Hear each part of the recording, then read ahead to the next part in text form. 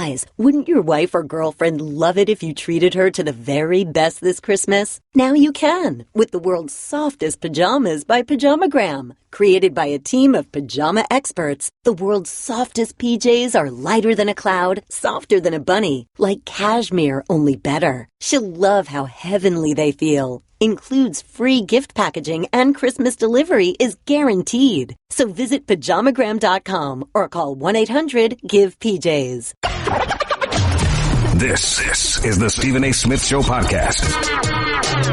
I'm Stephen A. What's going on, everybody? A good Friday afternoon, the 15th day of December, 2017. Dan Graca sitting in for Stephen A. Here on ESPN Radio. It's 866-ESPN, 866-729-3776, the telephone number.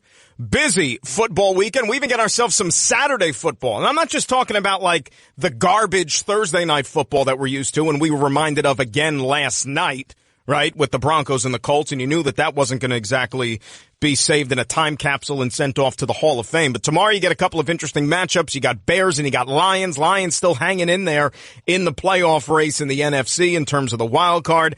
And then for all intents and purposes, tomorrow night, you got yourself what amounts to the AFC West championship game between the Chargers and between the Kansas City Chiefs out at Arrowhead. It's going to be loud, it's going to be cold, it's going to be rowdy, and we'll talk about all those and more with our pal Dan Graziano of ESPN coming up a little bit later in the program. So a huge Week 15 in the National Football League, not just those games, but of course we have the return of one Aaron Rodgers as he goes into Carolina to see if he can continue to resurrect the Packers postseason hopes. Need a lot of help, and you got to keep winning, but certainly with number 12 under center, you have yourself a puncher's chance anytime he takes the field. So you got Packers and Panthers, you got the Rams going into Seattle, which, you know, could also be viewed almost as the championship game for the NFC West to an extent, because boy, if the Rams can get this one and move 2 up on the Seahawks, plus avenge that earlier loss they had against them out at the Coliseum, that'll really have them sitting pretty with 2 games remaining in the season. And then you got the 2 heavyweights, the 2 Titans in the AFC. You got the Patriots, you got the Steelers. And I know you and I were talking about that game earlier in the week. I guess it was back on Tuesday after the Pats fell on Monday night against the Dolphins. And we had a lot to say about that Patriots-Steeler game, and I'll just keep saying it again. You can disagree with me if you want, but I don't think there's any way the Steelers win this game this week, just because Brady and Belichick have had the upper hand on Pittsburgh pretty much since they've been together. And Brady's numbers against the against the Steelers are staggering. Absolutely staggering. So we'll get into all those and more with Dan and with you as well. A lot of good football on the agenda here for a week number 15 in the National Football League.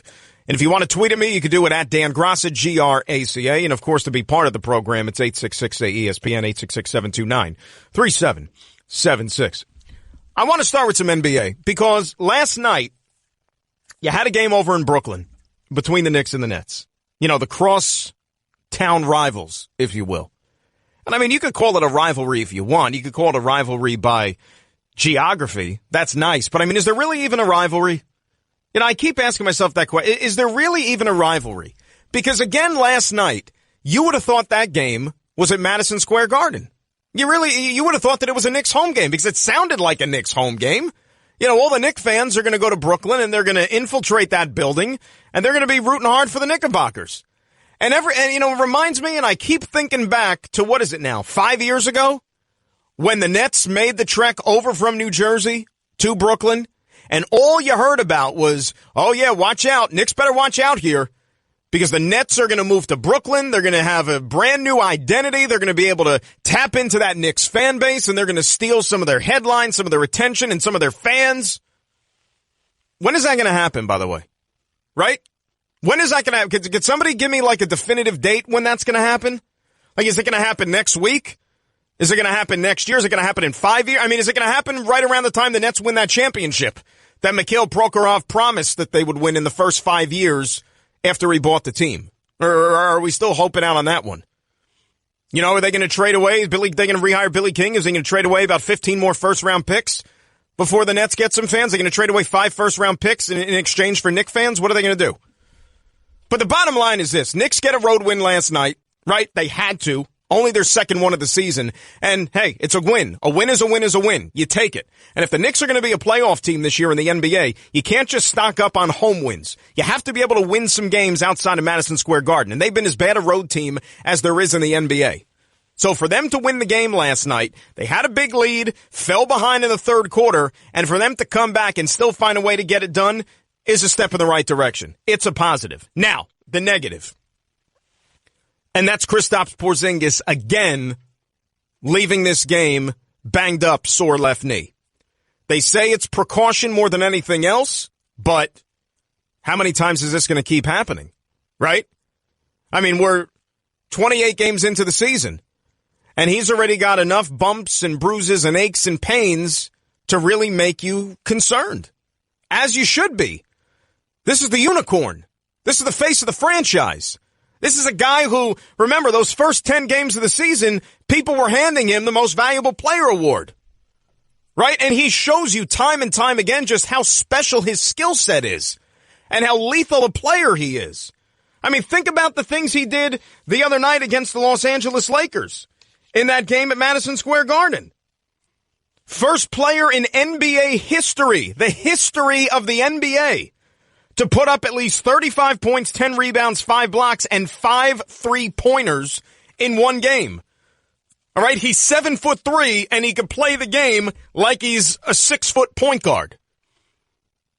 He's a special talent, but you always have to be concerned about his well-being.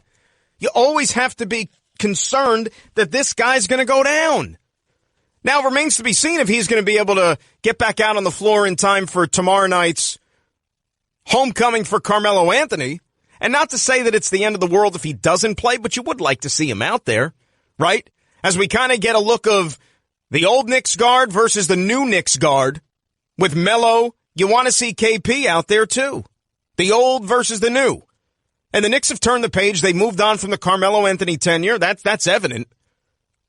And bigger and better things are expected. You'd like to see KP out there, but not if it's going to jeopardize him not being healthy, because you can't keep playing this game constantly worrying that he's going to get injured, he's going to go down, because then what do you have? And that's why I thought last night's game, now granted, they didn't beat the Boston Celtics, all right? They didn't beat Golden State, but I think that still you have to take it as a positive last night because they fell behind in the third quarter. It was kind of shell shock for them. And it was more on the defensive end than anything else. All right? The fact that they fell behind and collected themselves and gathered themselves without Kristaps Porzingis. And oh, by the way, still without Tim Hardaway. So you got your number one and your number two scoring options down for the count basically the entire second half of that game last night. And they still found a way to win. And Tim Hardaway spoke before the game and doesn't sound like he's going to be back anytime soon. He's going to be reevaluated in another week. And hey, I'm not a doctor. I don't have any inside information, but I think the Knicks are going to proceed with the utmost caution when you're talking about Tim Hardaway. And you're probably not going to see him until 2018 at the earliest. At the earliest. When? I have no idea. But Jeff Hornacek, again, getting contributions from his second unit. You know, that bench last night, 45 points, and they've contributed. Michael Beasley, 15 points, bringing some energy, bringing some attitude on the offensive end. Frank Ntilikina, 8 more assists, continuing to be more comfortable in guiding this offense and playing important minutes, by the way, right? Frank Ntilikina may not be the starting point guard for the New York Knicks, but guess who's in the game running the offense at crunch time? It ain't Jarrett Jack, and no knock on him, right? Frank is getting those minutes late in the game. How about Ron Baker coming off the bench last night and making some big plays defensively, back-to-back strips, which led to a bucket from Courtney Lee and then a three-pointer from Courtney Lee, giving the Knicks some breathing room. You like the makeup of this team. They're gutty. They play hard. And Jeff Hornacek, with each passing game, is showing that he has confidence in those guys on his bench. I mean, it's almost out of necessity at this point, too, when you're talking about the guys who are on the shelf and losing Porzingis. You got to find somebody else to pick up the slack offensively, and last night it was Courtney Lee. And I don't know if they have a third guy that they can rely on night in and night out. It might take a collaborative effort. But this is a fun Knicks team. We say that time and time again. And they probably should be a playoff team this year. You know, I know that's maybe setting the bar a little high, but look around this Eastern Conference. Tell me why they can't be a playoff team. Tell me why it's so outrageous that this team can't play postseason basketball.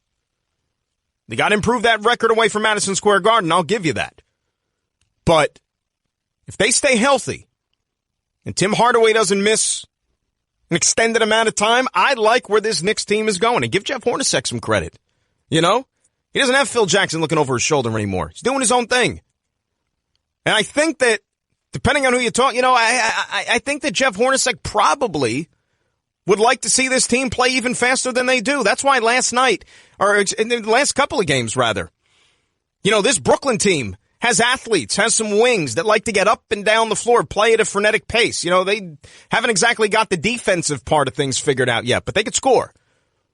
Lakers, the other night at Madison Square Garden, they have so many young athletic players. They like to get up and down the floor, force the issue.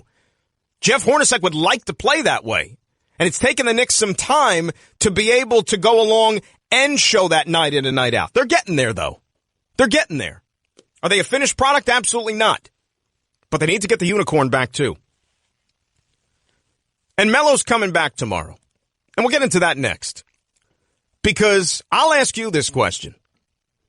If you're a Knicks fan, whether you're going to the game tomorrow night or not, how do you remember Carmelo Anthony's time with the Knicks? How should you remember his tenure in New York?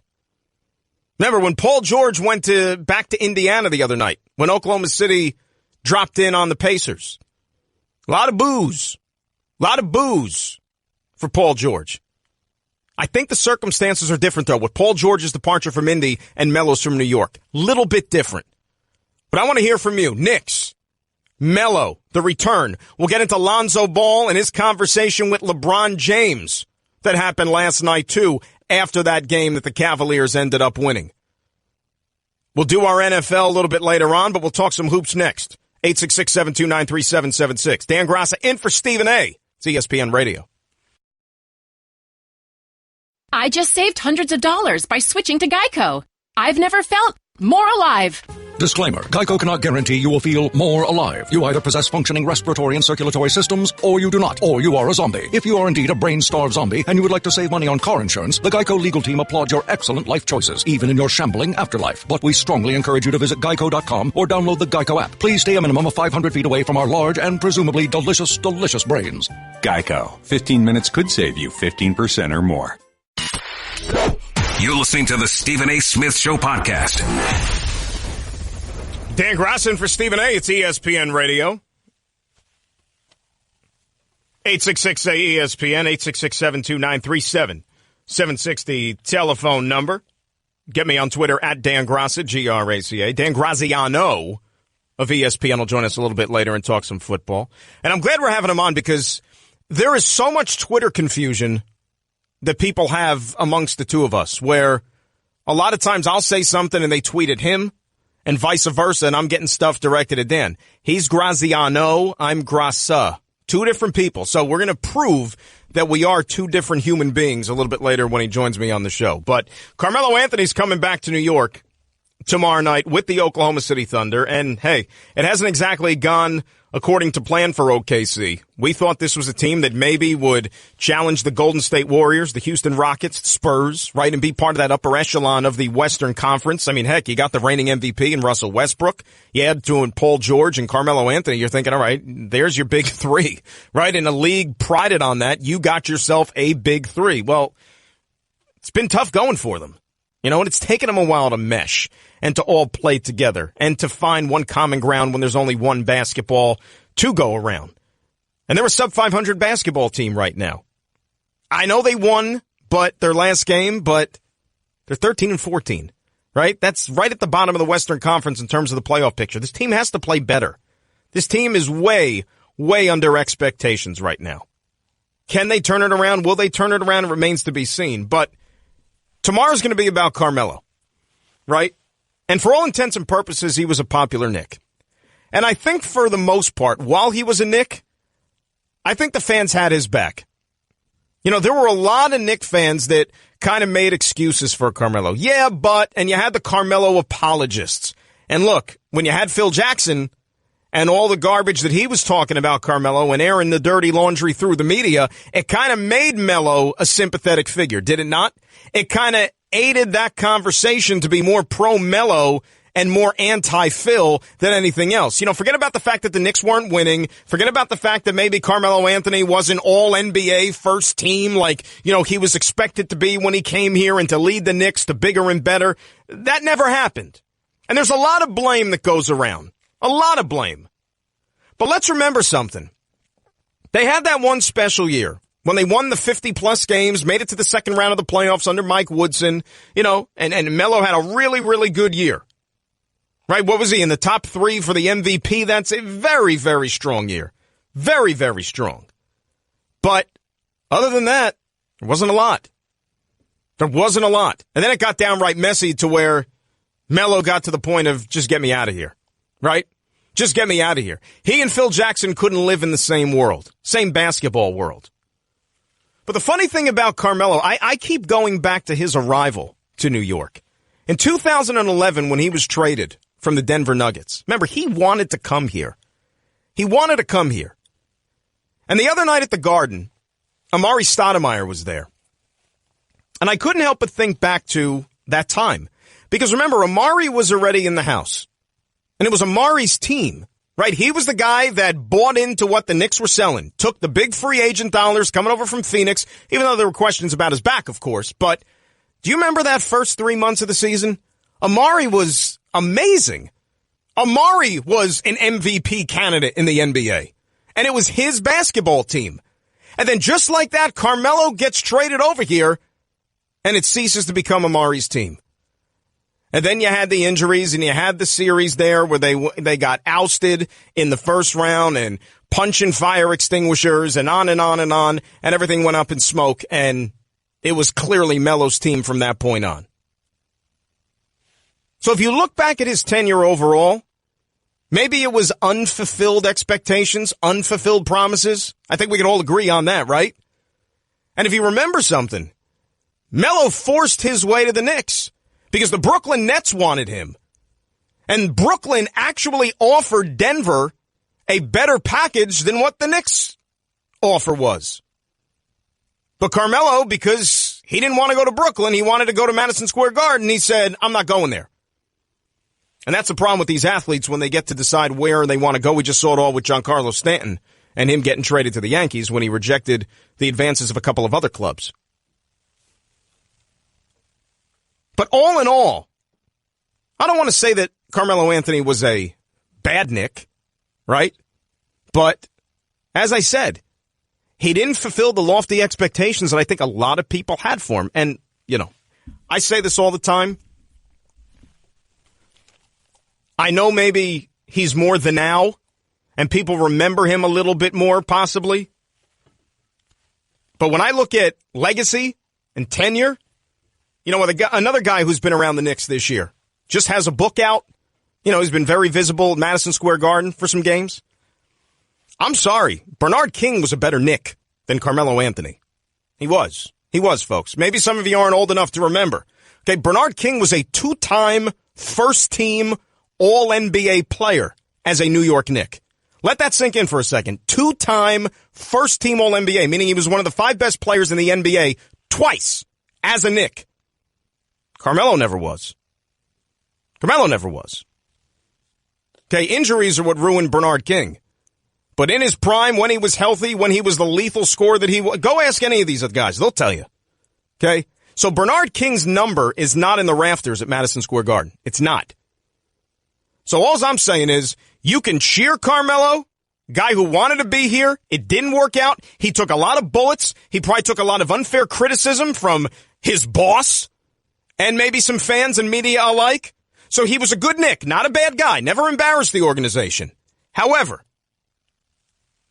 down the road, I don't want to see that number 7 up in the Raptors until we see Bernard King's number up there first. That's all I'm saying. You got to keep it in perspective. 866-ESPN, 866-729-3776. We'll start it off today with Al in Brooklyn. Al, you're on ESPN Radio. How are you? Hey, Dan, thanks for taking my call. What's up, you Al? hit the nail right on the head. As far as Bernard, Bernard was one of the best players of his time. And like you said, injuries sidelined him. But I want to get to Carmelo. When he first came to the Knicks, like you said, that was the second or third year they went to the playoffs. And then the next year they gutted the team. So I kind of think that he gets an unfair rap. I mean, true, he's supposed to be the savior, but this is a team sport, and he can't do it by himself. And he never really had a supporting cast aside from the year when they went to the playoffs. And that's my take on Melo. I like Melo. He's not what he used to be, but he's still a good player.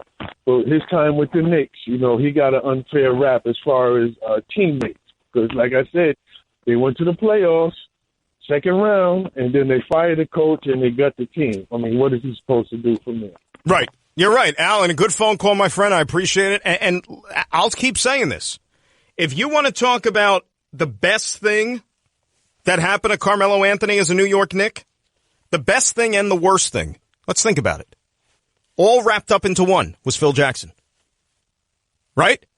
The best thing that happened to Carmelo was Phil Jackson in the sense that he became, as we said, a sympathetic figure, I think, to a lot of people. Because Phil Jackson seemed like it was just his mission to go out there and trash this guy whenever he had the opportunity. And to point the finger at him and to needle him any which way he could. And to send all these little messages about Carmelo Anthony that he wasn't getting the job done, on and on and on, and it's his fault. But again, Phil Jackson was the one who re-signed him, and I wouldn't have. I said it then. When he was a free agent a few years ago in that summer, and Phil decided to re-up him again, the argument to make there was that when the Knicks were good again, and I mean ready to contend, back to being one of the marquee teams in the Eastern Conference, when that day came, if it ever came, did you really think that Carmelo Anthony was still going to be a number one bona fide scoring option for this team? And the answer is no. The answer is no, and it never happened. I mean, look at where he is right now in his career, right? He's not number one. And he's on a better basketball team, at least on paper, than he had in New York the last few years, and they haven't won. Worst thing for Carmelo with Phil Jackson was the fact that Phil put together a horrible basketball team. More on this, plus we'll get into the Lonzo Ball, LeBron James conversation from last night. Pretty interesting stuff, by the way, even though it was only a couple of lines. Dan Graziano for Stephen A. It's ESPN Radio. Guess what? You're in the middle of the Stephen A. Smith Show podcast. Damn it, I mean it! Dan Graziano for Stephen A. It's ESPN Radio. On a Friday. Going to be a good sports weekend. Man, we got a lot of stuff. A lot of stuff. You even got the start of bowl season tomorrow. I think there's like 5 or 6 games. I love the bowls, by the way. Love the bowls. If I could, I'd sit and watch each and every one of them. I'm being dead serious. Love the bowls. It's fun football. 866-ESPN, 866-729-3776. Dan Graziano, not Dan Graca, will join us at the top of the hour, talk a little NFL, hopefully check in with our pal RJ Bell from Vegas, go through some of these lines of the Week 15 action coming up this weekend. Let's say hi to David in California. David, you're on ESPN Radio. How are you? David, going once. David, you there? All right, let's move on from David. Let's say hi to Devin in Richmond. Devin, you're on ESPN Radio. How are you? Hey, good, Dan. Thanks for standing in for Stephen A. today. I was calling because I heard your comment about, Carmelo and how that situation was just, tumultuous and say the least in New York. But it was funny because when you said it, you made a statement about, that's a problem when the guys get to decide. And, I just was like, I thought that comment was kind of reckless because when you think about it, if you would, I don't think you can argue that Carmelo, regardless of what's going to the Hall of Fame, maybe not now, but was a top 50 player in the league if he's not now, still, and he's a brand, you know what I mean? He's a brand, when his career is over, he don't want to sit on the set and be Charles Barkley without no ring, so he should have control, you know what I mean? The media gets to bash him either which way, so, give him that sake, but, he's not lucky to be Tim Duncan or even though I don't like Mark Cuban, he's done a great job with Dirk Nowitzki, basically showing homage and respect to him and making him a part of that franchise. Everybody doesn't get that, you know what I mean? But people can put in those clauses where they can, and when you're a top 50 player, you should. I mean, you should, because at the end of the day, like, they're going to blame you for GM decisions where you couldn't get players that'll help you win championships and whatnot. And, I just felt like, to say that is not fair when at the end of the career we're going to judge him on whether he won or not whether he had the right support or he was in the right situation. You know what I mean? I hear it. Look, I hear what you're saying. And by the way, Devin, I don't think it was reckless when I said it. I mean, it's fact. Now the player doesn't care, and any other player out there doesn't care, because if they could get the same deal, they'd do it themselves. But you brought up a couple of people, and you dropped a couple of names who are contemporaries of Carmelo.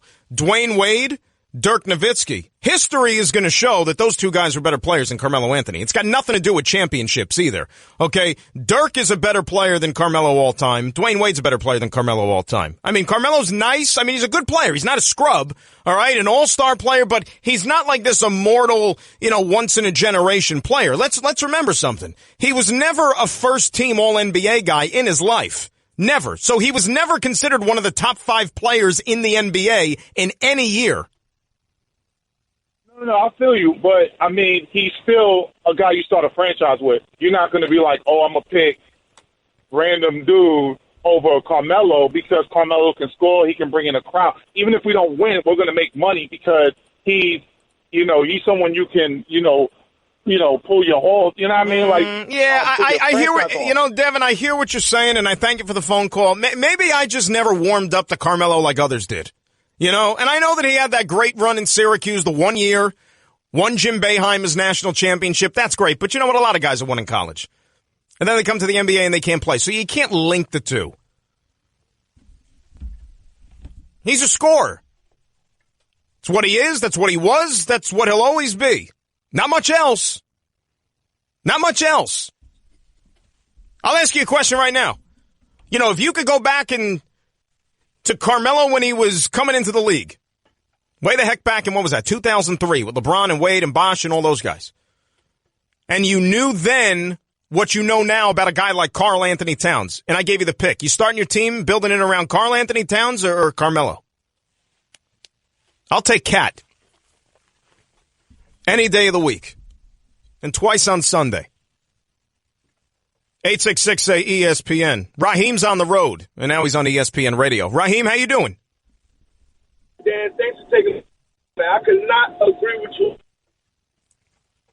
for a lot of years, and I argue. Raheem, let me put you back on hold. We got to get that. Raheem, let me put you back on hold. We want to get that line straightened out, and I especially like the fact that you agree with me, so we really want to hear what you have to say. I'm kidding, but we'll get that line straightened out. Let's try Densey in the Bronx. Dence, what's going on? Today, Dan. Dan, good to hear from you. What's up? Carmelo Anthony's time with the Knicks was tumultuous and rocky at best. And when he was coming over from Denver, I wanted him. But he did it to himself. This was his own fault because he wanted to get paid. Rather than just waiting till the end of the season and come to a Knicks team that was already built at least somewhat good around him, he decided to force that trade and made us give up a whole bunch of players that he would have come into a Knicks team, which would have been a lot more competitive. For him, we gave up what? We gave up, I think, Felton. We gave up Wilson Chandler. We gave up Danilo Gallinari. That should he had just stayed and waited till the end of the season rather than force that trade at that point in time, he would have come into a much stronger team, which would have had many more playoffs throughout the years. So, and honestly, he did it to himself. Instead of doing what Dwayne Wade and LeBron did, where they tried to do the best for the team so that they can get people around him, and the money wasn't as important. I mean, it's always important, but not as important. He did the opposite. He forced the trade because he wanted to get the maximum amount of money that he can get and get that sign and trade done, rather than waiting till the end of the season and come into a team that was kind of stocked up in a way. Yeah, you're right about, look, and the package at the time, they weren't superstars when you're talking about Chandler and Gallinari and guys like that, but, they were good young players. They had some ability, and they had their moments with Denver, helped that Denver team win a couple of basketball games. Now, it was a sordid tale because they got injured, especially in a case like Gallinari, and they've been well-traveled and everything. And the Knicks maybe didn't have that team success like Carmelo would have hoped and that they would have hoped, right, when they brought him over there. And it kind of, in a weird way, kind of just threw their whole plan out of whack, right? Because Donnie Walsh came in and he cleared up the mess that the Knicks were in, if you don't remember, if you don't forget, right? They were in cap hell. Hell. He got rid of the guys like Zach Randolph and Jamal Crawford and did the best he could to put this team at a level and at a position to where, all right, we could start to build it back up again. We could start to bring in some young talent, sign some free, make some big trades, bring in some established talent like they did. But then they kind of lost their way a little bit, right? They lost their way, and then Donnie Walsh's influence started to grow smaller and smaller and smaller on the franchise. And then they got themselves into the Phil mess. And look, I don't fault, I'll keep saying this, I don't fault the people in charge, i.e. Jim Dolan, for throwing all that money at Phil Jackson.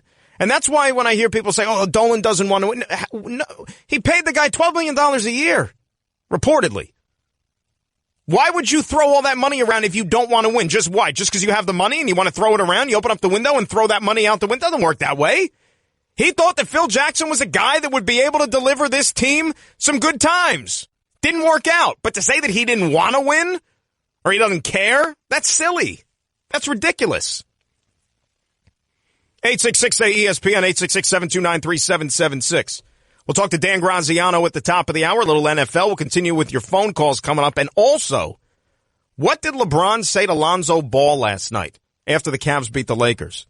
Interesting. We'll talk about that. It's Dan Graziano for Stephen A. It's ESPN Radio.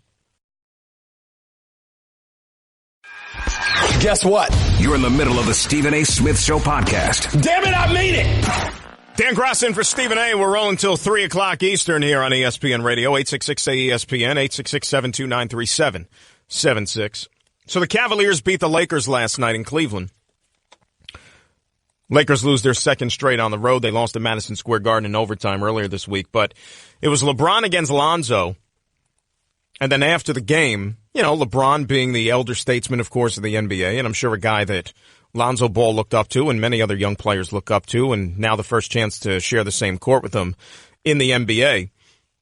After the game, LeBron goes up to him, and the cameras were on him, and he had a little heart-to-heart with Lonzo. And so LeBron says to him, quote, "Find your zone and just stay blank locked in.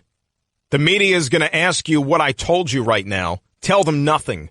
Just be aggressive every single day. It's white noise to you. That's all it is. All right? Let's go." So, doesn't have to tell the media because the cameras were on him and it picked up everything. And we can't use the audio or else we would just play it for you. So, Lonzo doesn't have to keep the secret because the secret's out. And for those that didn't hear, I just told you anyway. So, that's what I mean, all positive stuff, and you admire him for that. I can't wait to hear the conversation like at the end of the season when LeBron probably gives serious consideration to going out to L.A., considering he, owns a couple of homes out there. But I thought it was kind of funny that, and the thing that struck me more than anything else is when I saw that, LeBron ended the conversation by saying, "Let's go," right? Let's go. That sounded so cool to me. It really did. Like, I'm going to start doing that from now on. Like, no matter what, and you should do it too. Like, I need to get to that level to where I'm having a conversation with somebody and it doesn't matter what I'm saying, I'm just going to end it with "let's go." Like, how cool is that? Like, that is going to be a personal goal of mine here. That is my New Year's resolution. That is going to be incorporated into my vocabulary. So whenever we do the shows, I'm going to end each segment with "let's go." What is better than that? Like, imagine if you're at the grocery store and you're at the deli counter and you're ordering some cold cuts and some lunch meat. And you say to the guy, and they say, "Hi, can I help you?" And you say, "Yeah, let me get a half a pound of turkey and a quarter pound of salami. Let's go." Now, some people might interpret that as, I'm like telling the guy, "Let's go," like speed it up. No, but then you got to keep saying it so he knows that that's just how you roll, right? And that's part of the vocabulary. I think that's so cool. But, with this Lakers team, all kidding aside, though, I was there at the Garden on Tuesday night doing the game for the Knicks, the pre and the post. And the Lakers got a lot of athletes. I mean, they really do. They've got guys who can get up and down the floor. You know, Brandon Ingram has taken a nice step in the NBA here. Caldwell Pope is a guy that could score. You know, Lonzo's only going to get better.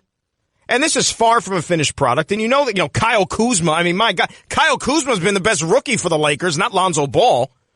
And they're going to go out there and they're going to incorporate another primo free agent or two, whether it's LeBron, whether it's somebody else. They've got some play. I mean, even a guy like Jordan Clarkson, for crying out loud, coming off the bench.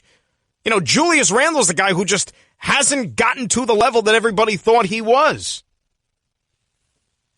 Larry Nance, guy that's got some serious hops. They're not a finished product yet, but you can at least see they play an exciting brand of basketball. 866-ESPN.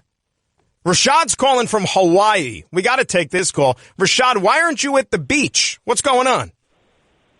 Well, I'm not at the beach because it's 9 a.m. here. So never too early for the beach, Rashad. Come on. No, I appreciate you taking my call. So I was listening yesterday, and there's a lot of LeVar bashing, and I get it. I mean, and I think a lot of it has to do with his dad making him out to be like the second coming of Jesus Christ. But I was looking at the stats of the top three in the draft, and Lonzo Ball has the best stats, and he almost averages a triple-double.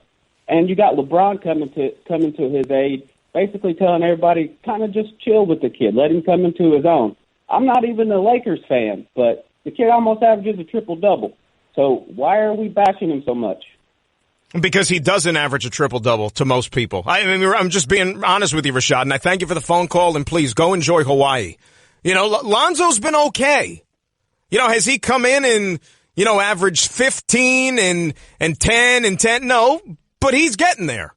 And remember, the scoring part of it was something that was probably going to be minimized when you're talking about Lonzo and the things that he was going to be able to bring to a basketball team. Right? The Jason Kidd comparisons. Jason Kidd was never a lethal scorer. Jason Kidd, though, scored when he had to score. Right? When he had to put the ball in the basket, when he had to make shots, he did that. But he was more the facilitator, just like Magic was. Same thing. Scored when he had to score. But nobody's going to be that level. I mean, that's like Mount Rushmore level. But give Lonzo credit. He's handled himself well. Has Lonzo stepped out of line in any way, shape, or form since coming into the NBA or even in the last couple of years? Given everything surrounding him, his brother is a thief, his father can't keep his mouth shut, on and on and on and on, and playing under all that pressure and all that spotlight. He's distinguished himself very, very well. We'll get back to the NBA a little bit later on. We'll do some NFL talk, a huge Week 15 slate coming up this weekend. Dan Graziano of ESPN will join me on the other side. It's Dan Graca on ESPN Radio. That's just a sample of what you'll hear on the Stephen A. Smith Show. Weekdays at 1 p.m. Eastern on Sirius XM Channel 80 and the ESPN app.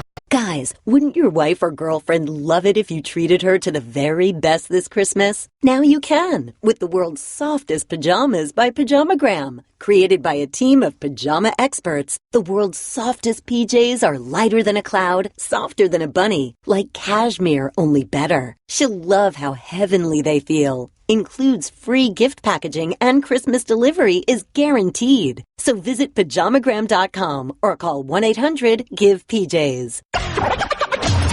This is the Stephen A. Smith Show podcast. I'm Stephen A. Welcome back. Dan Graca sitting in for Stephen A. here on ESPN Radio, 866-ESPN, 866-729-3776. Talk a little Week 15 NFL now with a gentleman who I'm glad is on the show with me today because there is a tremendous amount of Twitter confusion between the two of us. So this will prove to the world that we are indeed two different people. I'm Dan Graca, and my guest, ESPN's Dan Graziano. Two different people, Graca, Graziano, but he's a good friend nonetheless. Danny, how are you? Thanks for joining me.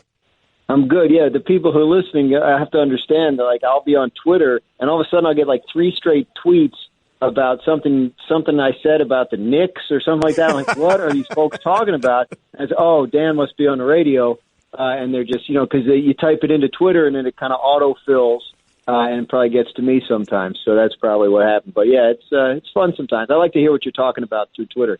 And you're always on the radio. And you always get caught up that way, too. Everybody's keeping an eye on Yep. things. So we are two different people, folks. So that's why we wanted to have Dan on today. But all kidding aside, the word coming down a little while ago regarding the Jets, who were a very prohibitive underdog this weekend in New Orleans. But Muhammad Wilkerson, who's already been disciplined multiple times in the last couple of years, Todd Bowles making the announcement that Mo Wilkerson will not make the trip down to New Orleans. I guess this basically pretty much seals his fate if there was any doubt about his future with the team. Right, Dan?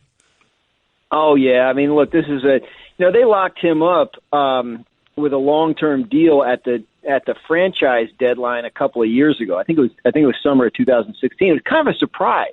It seemed like they weren't ready to commit to him long-term, and they did, quote unquote, as much as anyone ever does. Look, if they were to cut him or trade him this offseason, they would save $11 million on next year's cap, still eat about $9 million in dead money. But there's 3 years left of that deal. None of it's guaranteed, and yeah, it would seem like if he's a guy that we're getting to this point in the season where these kinds of things are happening, and we hear that lateness has continued to be a problem.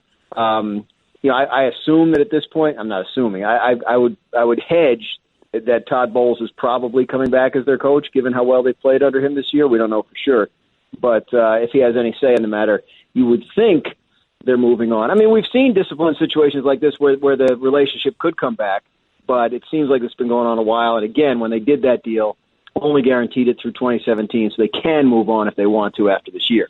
You think this reflects positively on Todd Bowles? I mean, it's one of two ways you could go, Dan. One is that, these guys are maybe testing him a little bit in the repeated pattern of lateness. But on the other hand, maybe he had a little bit of a longer leash at the get-go, but now he is trying to rule with the iron fist, if you will, and there is punishment and there are measures if you do cross the line. Yeah, I mean, you gotta take it, you gotta assess it within its circumstances, right? I mean, when maybe there was a point where it hadn't reached the point of discipline, and now it has. Maybe you're right, and Todd Bowles is feeling his oats a little bit to an extent that he didn't early in his career.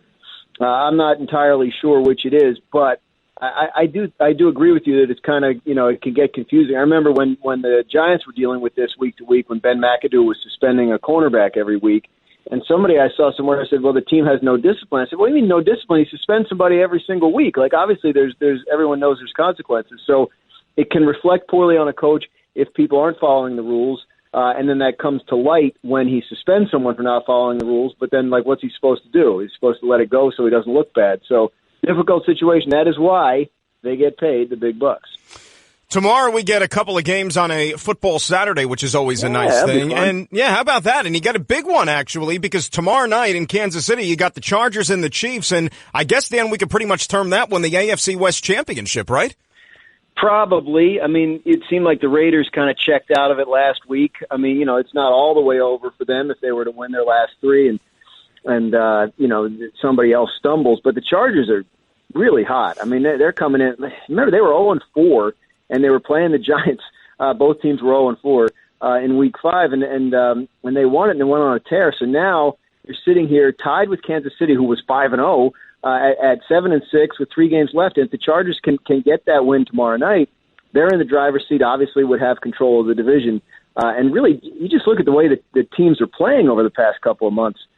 You wouldn't think they'd be tied. I mean, the Chargers have been red hot on offense. The defense with the 2 edge rushers just dominating offensive lines with Melvin Ingram and Joey Bosa. And the Chiefs went through a long stretch where they couldn't get their offense to do anything. So I'm fascinated to see what happens tomorrow night. Is Kansas City back on track, or is Los Angeles really the team to beat in that division after all? Yeah, Chargers a lot better than their record. Remember, 4 losses by 3 points or less. So they've really been involved in some nail-biters, especially early in the season. That's how they do it, though, right? That's their thing, and we'll see. I mean, they seem to have gotten past that, but it's always kind of lurking out there when you try to forecast the Chargers.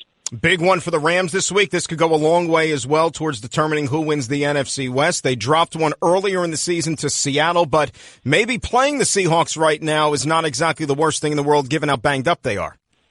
Yeah, look, you look at these teams on paper, you look at the way they've played this year, you would say, not knowing anything about history, the Rams should win the game. They look like the better team.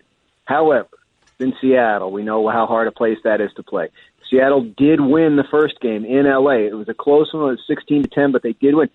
Seattle is a vampire. They are a horror movie villain. Like, they are not gone until the credits roll. It's impossible to feel good about them.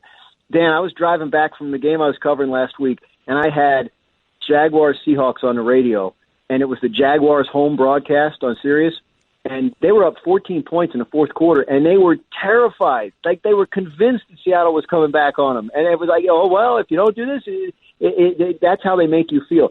If the Rams can win that game and clear that hurdle, both psychologically and in the standings, that tells you a lot about their readiness to contend for pretty much anything this very year. Guys, wouldn't your wife or girlfriend love it if you treated her to the very best this Christmas? Now you can, with the world's softest pajamas by Pajamagram. Created by a team of pajama experts, the world's softest PJs are lighter than a cloud, softer than a bunny, like cashmere, only better. She'll love how heavenly they feel. Includes free gift packaging and Christmas delivery is guaranteed. So visit pajamagram.com or call 1-800-GIVE-PJs. This is the Stephen A. Smith Show podcast. I'm Stephen A. What's going on, everybody? A good Friday afternoon, the 15th day of December, 2017. Dan Graca sitting in for Stephen A. Here on ESPN Radio. It's 866-ESPN, 866-729-3776, the telephone number.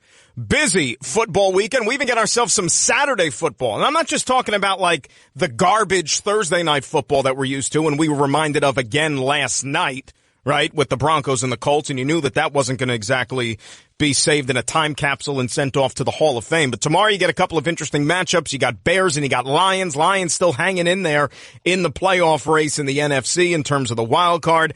And then for all intents and purposes, tomorrow night, you got yourself what amounts to the AFC West championship game between the Chargers and between the Kansas City Chiefs out at Arrowhead. It's going to be loud, it's going to be cold, it's going to be rowdy, and we'll talk about all those and more with our pal Dan Graziano of ESPN coming up a little bit later in the program. So a huge Week 15 in the National Football League, not just those games, but of course we have the return of one Aaron Rodgers as he goes into Carolina to see if he can continue to resurrect the Packers postseason hopes. Need a lot of help, and you got to keep winning, but certainly with number 12 under center, you have yourself a puncher's chance anytime he takes the field. So you got Packers and Panthers, you got the Rams going into Seattle, which, you know, could also be viewed almost as the championship game for the NFC West to an extent, because boy, if the Rams can get this one and move 2 up on the Seahawks, plus avenge that earlier loss they had against them out at the Coliseum, that'll really have them sitting pretty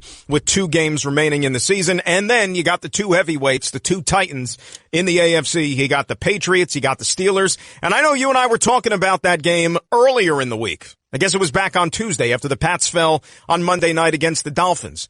And we had a lot to say about that Patriots-Steeler game, and I'll just keep saying it again. You can disagree with me if you want, but I don't think there's any way the Steelers win this game this week, just because Brady and Belichick have had the upper hand on Pittsburgh pretty much since they've been together.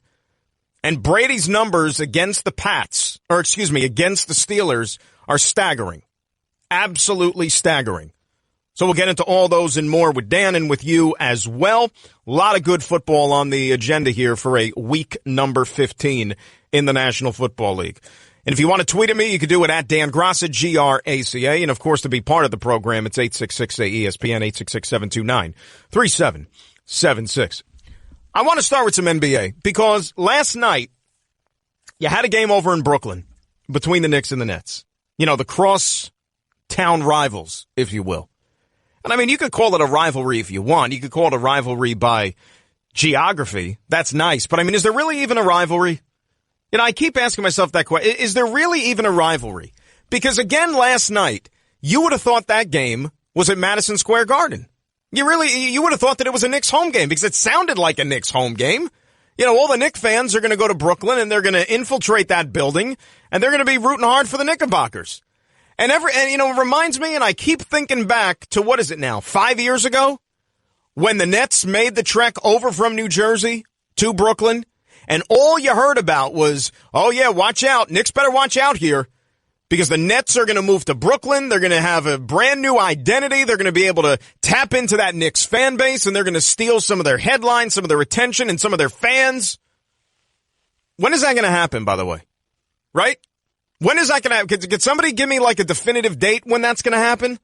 Like, is it going to happen next week? Is it going to happen next year? Is it going to happen in 5 years? I mean, is it going to happen right around the time the Nets win that championship that Mikhail Prokhorov promised that they would win in the first 5 years after he bought the team? Or are we still hoping out on that one?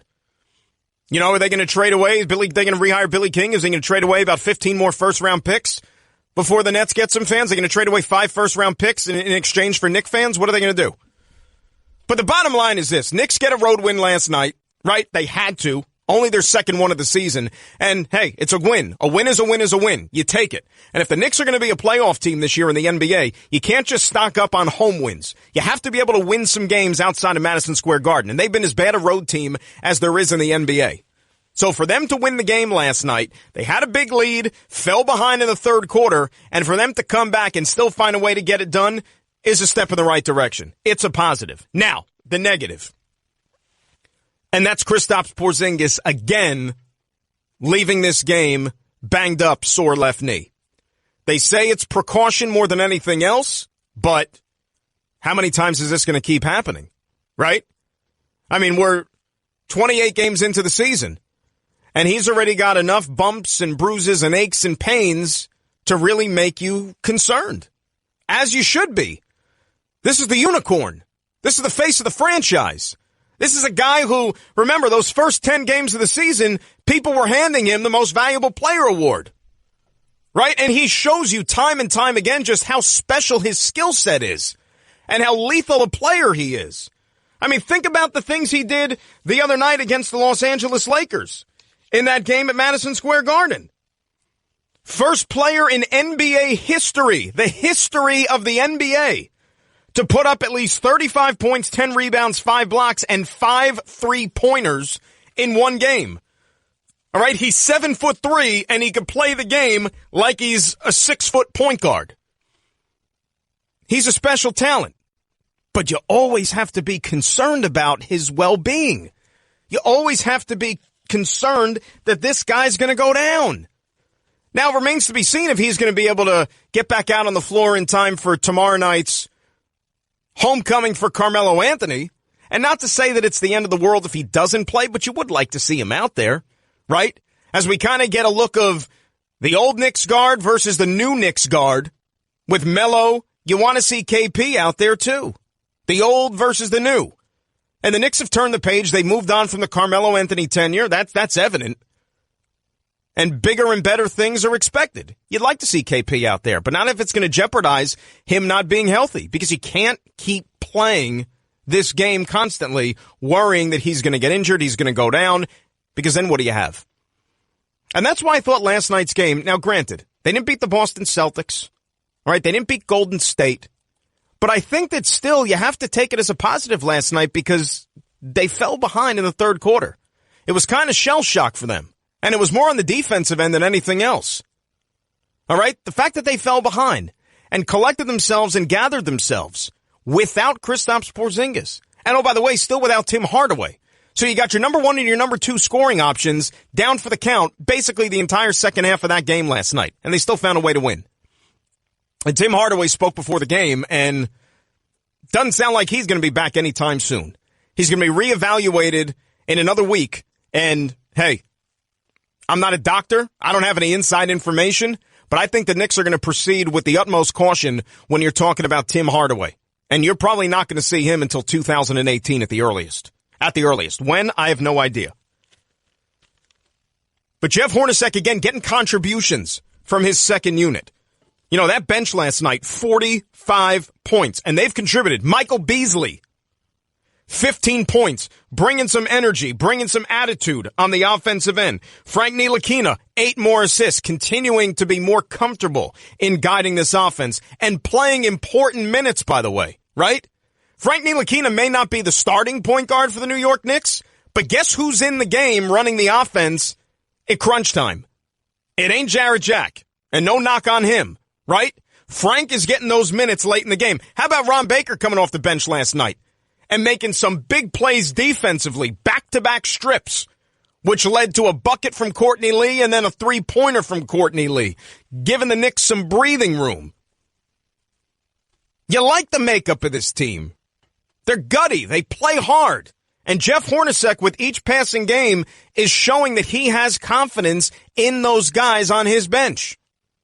I mean, it's almost out of necessity at this point, too, when you're talking about the guys who are on the shelf and losing Porzingis. You got to find somebody else to pick up the slack offensively, and last night it was Courtney Lee.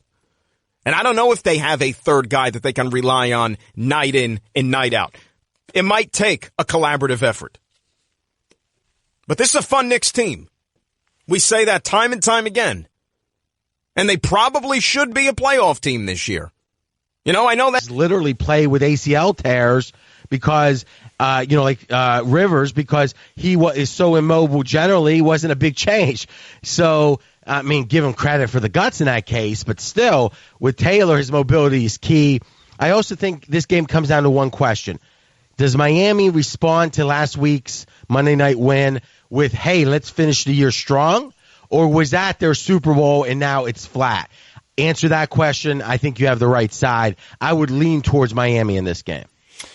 Big point spreads. A lot of double-digit ones, actually, on the slate this week. You alluded to it earlier. The Saints favored by 16 hosting the Jets. It's the largest point spread in terms of them being a favorite in the history of the Saints franchise, which is kind of surprising to me because even though Josh McCown's not playing, it's not like the Jets or the Cleveland Browns, RJ. Well, right now, we've got the Jets. So we do our power ratings up at pregame.com every Wednesday, 1 to 32. And we account for the current injury situation. So when Rodgers was out, for example, Green Bay was amongst the worst teams. He's back, top 10 team, that kind of adjustment. Jets right now are tied with the Browns as the worst team in the NFL with this downgrade. Because, again, it's about 6 points for McCown. I would say Petty's one of the 5 or 7 worst backup quarterbacks in the NFL. So you like the number then with the 16 for the Saints? You know, this is one of those examples of don't try this at home. You ever watch this TV? Oh, yeah, someone's stay away. Spinning plates and they're juggling knives. There's pros in Vegas that will bet 2 or 3 big favorites a year and they know when to do it. I think the best advice for the listeners, anytime it gets to double digits, dog or pass the game. So the Saints spinning plates and juggling knives on Sunday against the Jets, I'm not basically. sure. I'm not sure enough to know if I want to spin or juggle those knives, so I'm going to pass. Jaguars favored by 12 against the Texans. Let down in any way after the game last week against Seattle? This is the biggest favorite for Jacksonville in a decade.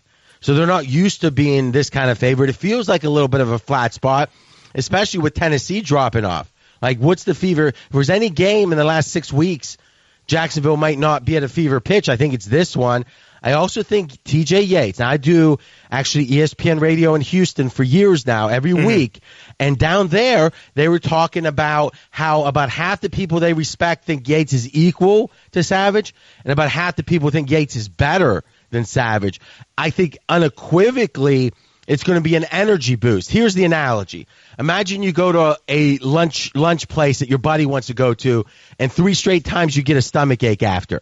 Now, the 4th time, he says, let's try this other place. Even if this other place doesn't have good Yelp ratings, you're figuring, I've just had a stomach ache the last 3 times. Let's go somewhere else. That sounds good. Well, in this analogy, we've got Savage's the stomach ache. The team has seen that. Now there's a change. So to me, it just invigorates the team. I think Houston plus the points here is a nice value play. Sad thing about it is Tom Savage had way more than a stomach ache when he was lying there in the end zone convulsing last week, which was a scary sight, certainly. Seattle, favored by 2 against the Rams. Huge game in the NFC West. How do you see that? I really like Seattle here. Not, one of my 4 or 5 best picks. Here's the rationale. Is home field advantage in the NFL is typically 3. Seattle has the best home field in the NFL. It's upwards of 5. Seattle is better at the end of the year, and it's not even close. This is one of the best end-of-the-year teams you're ever going to see. And actually, here's the stat on it. In December, last 7 seasons, 21-7 straight up for Seattle, 21-6-1 against the spread. Also, when they're home in competitive games, when the crowd matters more, they actually are 31-13 against the spread. So I think this is a situation where if you said, is the Rams a little bit better? I think that's fair to say. So you think, 3-2 is just a smidge. It's probably the line is right. But really, if it's from 5-2, I don't think the Rams are 3 points better. And thus, I do think there's value below a field goal on Seattle. Huge game in Pittsburgh this week. Pats and Steelers, New England playing their 5th road game in 6 weeks. We know they had the rough one Monday night against the Dolphins. They're favored by 3. Do you think the Steelers will finally get a little bit of payback on New England? I don't know about that, but I think +3 is mighty juicy. Yeah, oh, yeah. If I bet Pittsburgh, even though I'm a Steeler fan, actually, I will take them losing by 1 with a big old smile. You've got to, separate your fandom with your wallet. But here's the thing. I think there's only one case to be made for New England here, which is Tom Brady's history against Tomlin. Literally in his career against Tomlin's defense in Pittsburgh, 22 touchdowns for Tom Brady, 0 interceptions. Amazing. Almost hard to believe. Now, everything else points to Pittsburgh. If this line were on a neutral, it would be 6. If it were in New England, it'd be 9. Are you telling me you'd even consider laying 9 with New England in New England here? Certainly risky. It's certainly risky. I mean, now, is that number, by the way, in games in Pittsburgh or just total against Tomlin? Total games. Total. Okay. Yeah. So I also think here's another situation. This Steeler team is over 80% winners on the season in the second half of the year. If you look at those teams and then you eliminate Week 17, because you got a lot of winning teams that sit their starters and all that in Week 17. So the last 30 years, if you take over 80% win percentage, getting 3 or more at home, there's only been 3 prior teams in 30 years. So this either needs to be a historically bad Steeler team with the record they've got, which I don't think they're historically bad for a record like this. I think they're about average for an 11-2 type team. And then, or it needs to be the Patriots are a historically good team in general. Well, we know that's not the case. I think there's real value on Pittsburgh if you can overcome Brady's history against the Steelers. Boy, the Tennessee loss last week has people off the bandwagon. Jimmy Garoppolo, I know he's never lost a start before, and now the Niners are favored by 2 hosting Tennessee. Yeah, Jimmy G. I tell you, there's some guys in Vegas, they were talking about Jimmy G's jawline, how handsome he is. I don't even, I guess it's back to the old, you probably remember Moneyball, where they said, I like guys that have attractive girlfriends as a sign of confidence. Apparently, it's a new handicapping factor. Yeah, Jimmy what is that worth? What is the jawline worth? Yeah, half a point at minimum, it seems. Listen, if you look at this line, this is fascinating. We've talked about the gauge of home field is 3. Well, if San Fran's only 2 at home, or is 2 at home, it means they're almost as good as Tennessee. A 3-10 team against an 8-5 team, and Vegas says, "Oh yeah, that 3-10 team is a smidge worse." This is total disrespect for Tennessee. I think it's warranted because I think they're probably not overrated anymore, but they were very overrated. And I also think there's 2 elements to the Jimmy G effect beyond the jawline. One, he's better on the field, but number 2, the team's just excited. And whenever you have teams out of the playoff hunt in the last quarter of the season, you've got to wonder about the team's energy and motivation. And I think Jimmy G is giving that to the 49ers. I know there's only one game that separates them in the standings, but really a case, I think, of 2 teams going in opposite directions, and that's the Cowboys and the Raiders. Dallas goes on the road there Sunday night. They're favored by 3 in the black hole.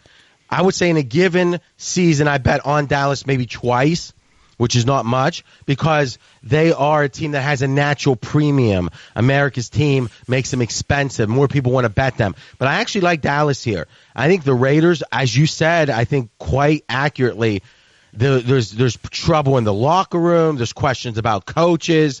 You don't know what's going on with his team. It was a home run spot last week against KC, and they didn't play very well. Dallas, on the other hand, has Zeke coming back next week, so there's a sense of hold the line, guys, one more game. And also Sean Lee. When he's on the field, Dallas is certainly in the top half of the NFL when it comes to defense. When Sean Lee, linebacker, is off the field, literally one of the worst defenses in the league. They've got left tackle Smith back. And if you look at Carr, last 6 games, 7 touchdowns, 6 interceptions. This one of the best young quarterbacks. Something's wrong in Oakland. I like Dallas laying 3. Let's close on this one, and it's easy to overlook them because they're winless, but the Ravens going into Cleveland, last 4 times they've played them there, they've been one-score football games. Do you think there's any chance that Cleveland keeps this one close again and maybe even gets off the schneid and gets a win? Well, listen, if you've been batting the Browns, it's been like we've heard it. Scott Van Pelt does his bad beats. This is a horror story of horror stories week after week with the Browns. But still, I think history says, and you touched on some of it, close games between these teams. I also think in general the Ravens probably a little beat up from that Steeler game. So I have made a personal commitment not to bet the Browns this year again. I'm like 1-4 with them, but if I was forced to, I certainly would take the points with the Browns. RJ Bell, founder of pregame.com. Appreciate you playing hurt, my friend. Get well soon, and we'll talk to you next week, all right? I appreciate it, man. Thank you. All right, RJ Bell, 866-729-3776. We'll get into the NFL. A lot of good ones here in Week 15. Dan Graca in for Stephen A. till the top of the hour here on ESPN Radio. Guess what? You're in the middle of the Stephen A. Smith Show podcast. Damn it, I mean it! To the top of the hour, Dan Graca in for Stephen A. 866-ESPN, 866-729-3776. And I am stoked for this weekend in football. Really. I mean, it is going to be outstanding. Let's get some housekeeping stuff out of the way here before we get into these games. Number one, to circle back to the basketball theme for a second, Kristaps Porzingis is listed as day-to-day with the sore left knee, and he's questionable for the game tomorrow night against Carmelo and the Oklahoma City Thunder. Meantime, Trevor Siemian placed on IR with the shoulder injury, done for the season. He injured himself last night in the game against the Colts. So the Broncos are going to be down to Brock Osweiler, it looks like, for the next couple of games. They've won 2 in a row here, and they're going to finish probably, it's a good chance, still in last place in the AFC West. But those 2 wins hurting their draft position come the spring. As far as this weekend's concerned, though, tomorrow night you got the Chargers, you got the Chiefs.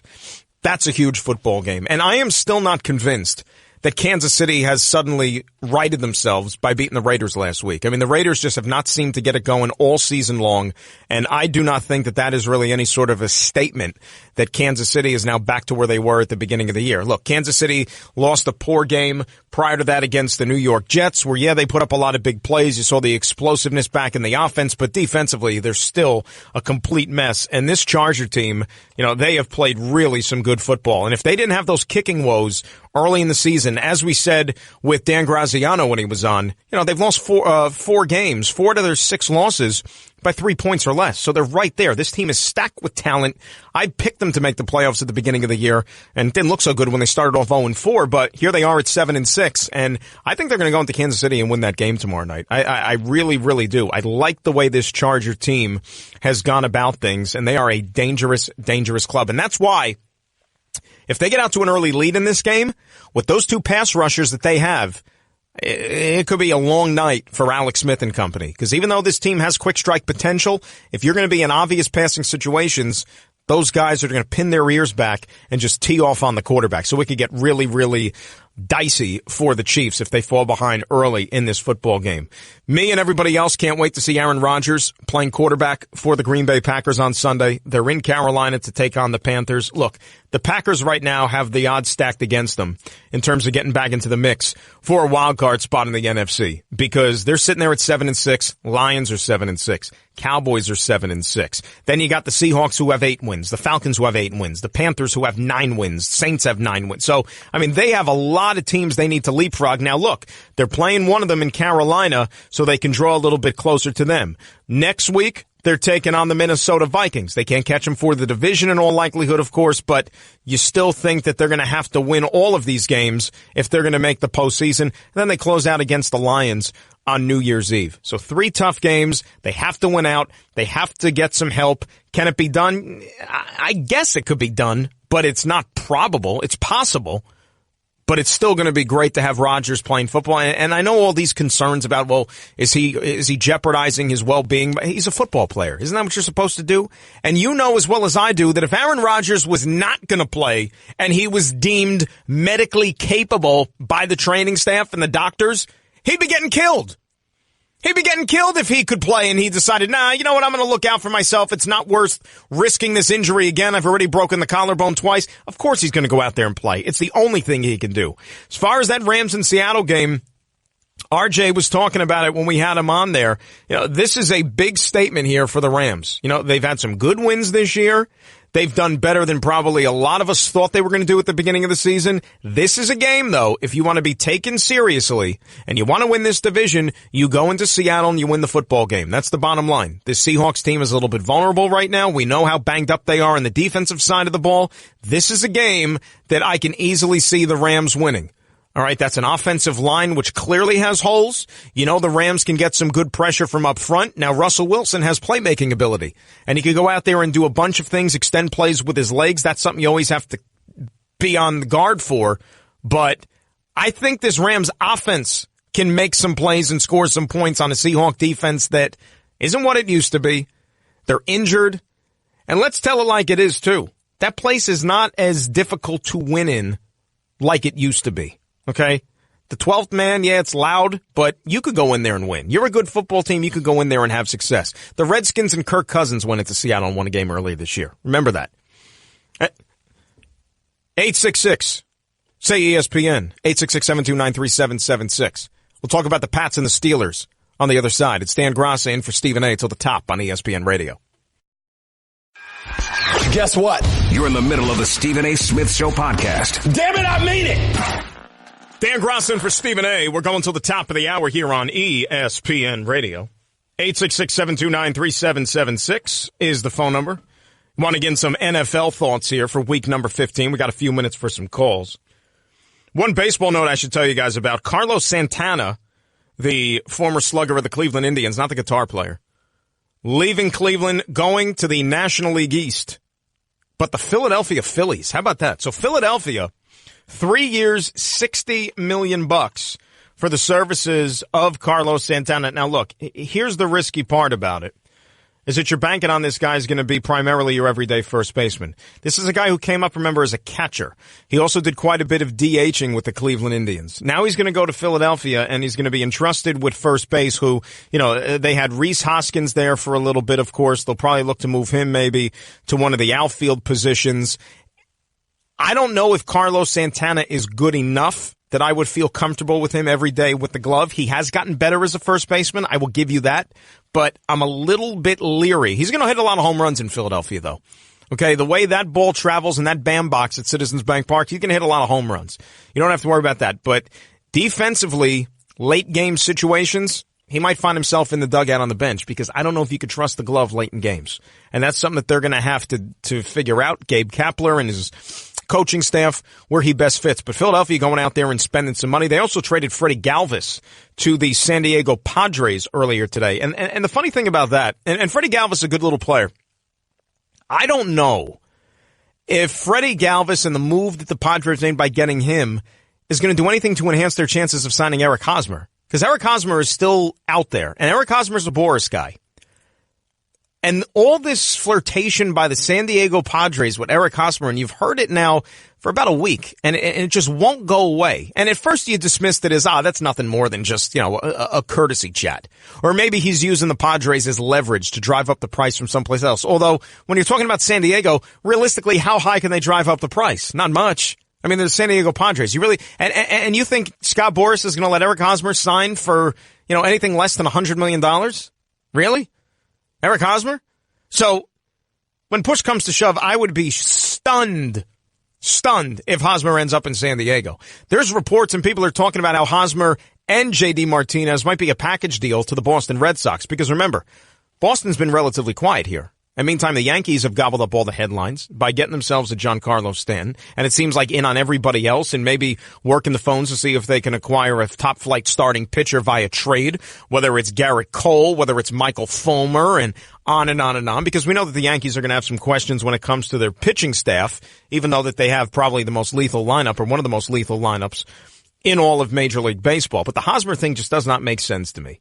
So we still have a lot of big names who are out there who haven't been signed yet. But that one, boy, that would be the stunner of all stunners if Hosmer ends up in a San Diego Padres uniform. And he's a gamer. He's a gamer. He's a guy that, is a leader. He's a world champion. He's a gold glover. He's not going to go out there and club 40 home runs. That's not the type of player he is. But he's a good glove. He's a gap-to-gap hitter. He's got a little bit of power. And depending on what ballpark he goes in, he's going to hit 25, 30 home runs, I think. He has that capability, and he's going to get paid.